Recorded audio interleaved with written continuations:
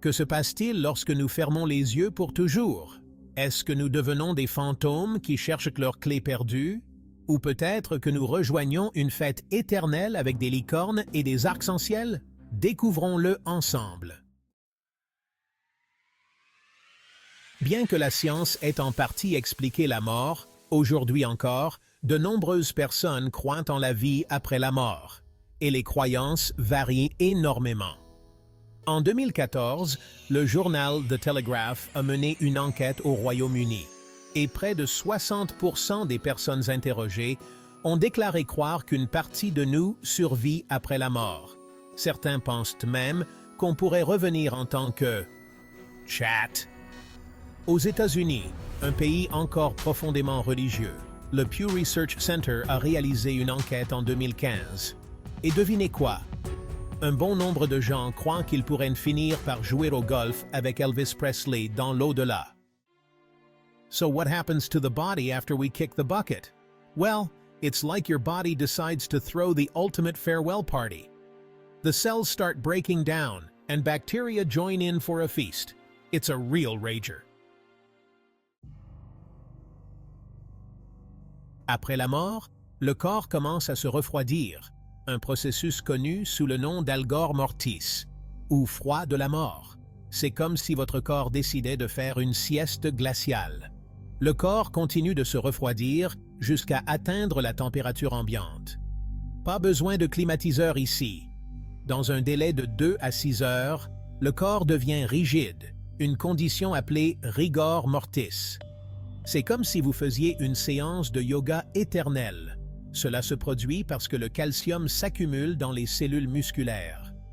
Qui aurait cru que le calcium pouvait être si têtu?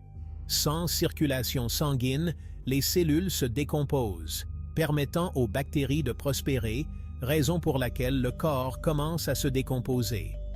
Les bactéries organisent une fête, et vous êtes l'invité d'honneur. On pourrait croire que vos cheveux et vos ongles continuent de pousser, mais ce n'est pas le cas. Désolé, pas de coupe gratuite après la mort. Ce qui se produit, c'est que la peau se rétracte, donnant l'illusion que les cheveux et les ongles poussent. Une illusion digne d'un magicien. La peau se relâche et des cloques apparaissent sur le corps. C'est comme si votre peau décidait de faire des bulles de savon. L'étape suivante est la putréfaction, où les bactéries et les micro-organismes commencent à se régaler de votre corps. Un buffet à volonté pour les microbes. Votre corps dégagera bientôt une odeur nauséabonde, pire que tout ce que vous pouvez imaginer de votre vivant. Une nouvelle définition de parfum naturel. Certains la décrivent comme un mélange d'œufs pourris et de toilettes sales qui n'ont pas été nettoyées depuis longtemps, multipliées par 1000. Une odeur qui ferait fuir même les plus courageux. Bientôt, tout ce qui est mou se liquéfiera, ne laissant que les os, le cartilage et les cheveux. Une transformation digne d'un film d'horreur. Votre corps aura déjà commencé à se décomposer avant même d'être enterré. Pas de temps à perdre, même après la mort.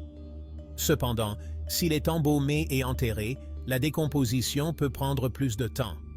Une petite pause pour votre grand voyage. Si vous êtes laissé à la surface, votre corps se transformera en une tache visqueuse en 1 mois, de la nourriture pour les insectes, les vers, les plantes et les animaux. Un festin pour la nature. Sous terre, certains experts affirment qu'il faut de 8 à 12 ans pour que votre corps se réduise à un squelette. Une lente transformation en œuvre d'art squelettique. Au bout d'une 50aine d'années, même vos os seront retournés à la terre. Retour à la case départ, littéralement. Il convient de noter que la vitesse de décomposition dépend de nombreux facteurs, trop nombreux pour être énumérés ici. Mais vous avez une idée. Une aventure post-mortem pleine de surprises.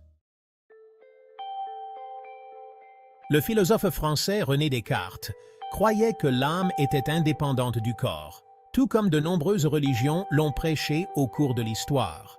Et peut-être que, lorsque nous mourons, quelque chose perdure.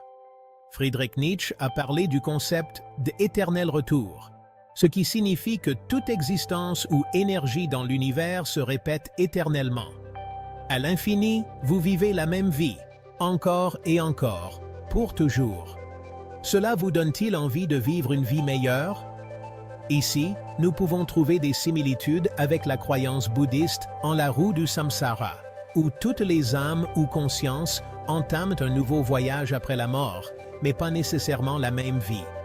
C'est ce que nous appelons la réincarnation, que certains pensent lié au phénomène de déjà-vu. Comme l'a dit Woody Allen, « Je ne crains pas la mort, je veux juste ne pas être là quand elle arrivera. » Et Mark Twain a plaisanté, « Je ne suis pas allé à mon propre enterrement, mais j'ai envoyé une belle lettre disant que j'approuvais. » Après que notre corps ait rendu l'âme, après que nous ayons dit adieu à cette vie terrestre, et en espérant que Saint-Pierre ne nous refusera pas l'entrée au paradis pour avoir volé un bonbon lors de cette excursion aux chutes du Niagara, nous retrouverons-nous au paradis? Un lieu rempli de mets délicieux et de belles demoiselles à vous en faire perdre la tête? Ou bien, peut-être que nous passerons l'éternité à rire des blagues les plus drôles, entourés de nos amis et de nos proches. Et le sentiment d'absurdité que nous éprouvons parfois dans cette vie? Quoi qu'il en soit, souvenez-vous, la vie est trop courte pour ne pas sourire. Alors, profitez de chaque instant et riez autant que possible.